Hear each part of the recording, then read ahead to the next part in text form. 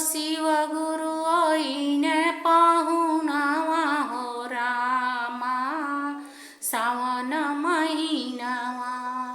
शिव गुरु ऐने पाहुनावा हो रामा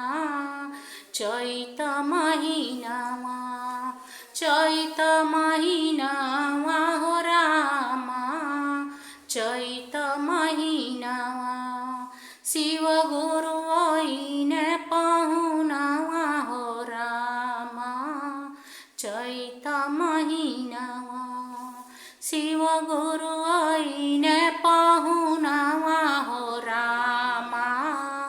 सावन महिनावा अपने तैने संग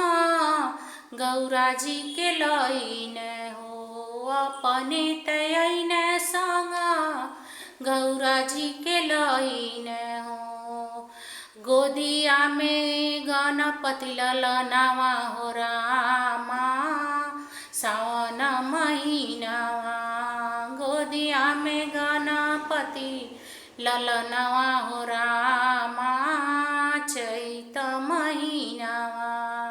शिव गुरु ऐने पाहुनावा हो रामा चैत महिनावा शिव गुरु ऐने पाहुनावा हो रामा चैत महिनावा भोला के जटा भोला के माथवा पे लंबे लंबे जटवा भोला के माथवा पे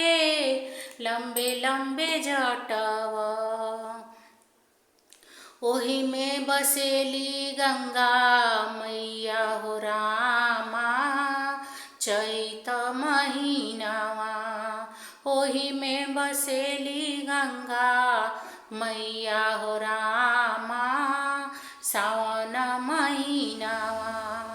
शिव गुरु ऐने पाहुनावा हो रामा सावन महिनावा शिव गुरु ऐने पाहुनावा हो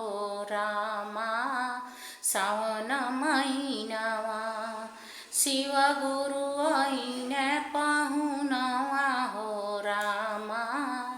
सावन महिनावा अपने तैने संग में गण लोग के लैने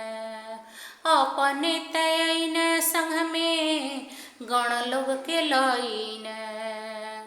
संघवा में भूतवा परेतवा हो रामा शिव गुरु ऐने हो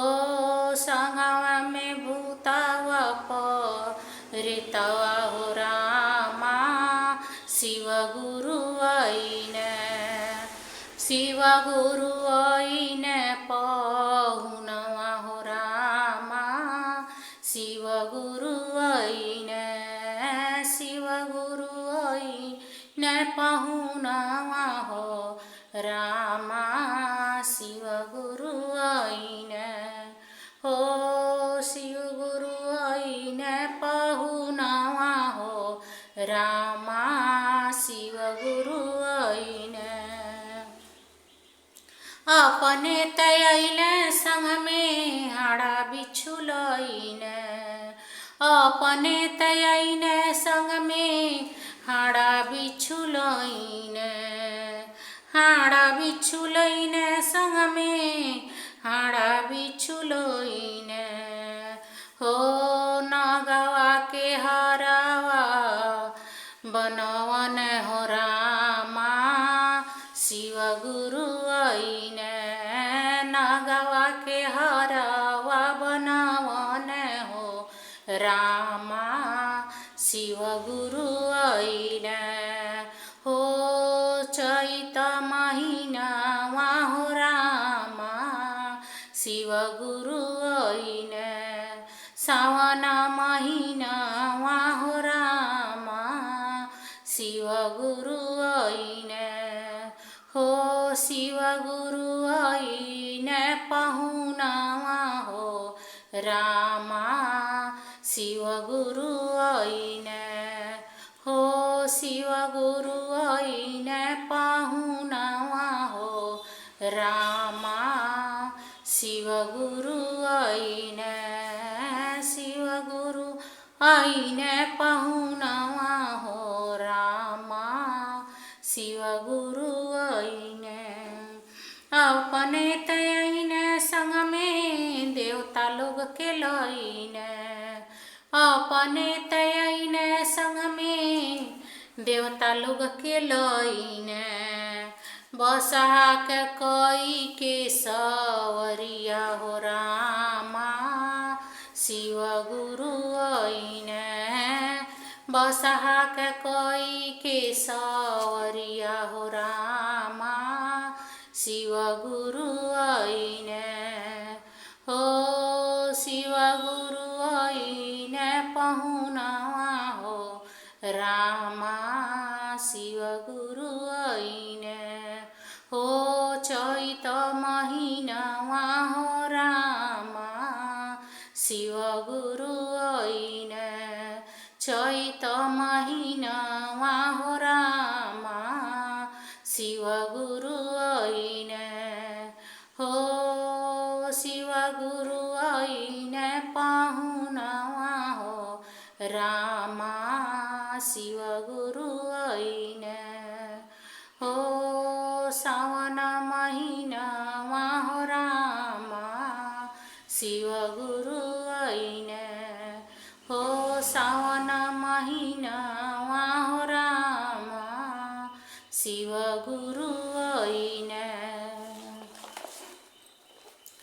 जय शिव गुरु, हर हर महादेव, जय भोलेनाथ। जे भी गुरु भाई गुरु बहिना ये वीडियो देख रहल बा सबके हमार प्रणाम बा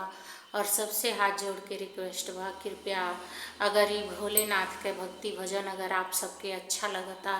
तो कृपया चैनल के लाइक शेयर और सब्सक्राइब जरूर कइल जा। और गुरु भाई गुरु बहिना बड़ चैनल वालन के सब सपोर्ट करला। कृपया हम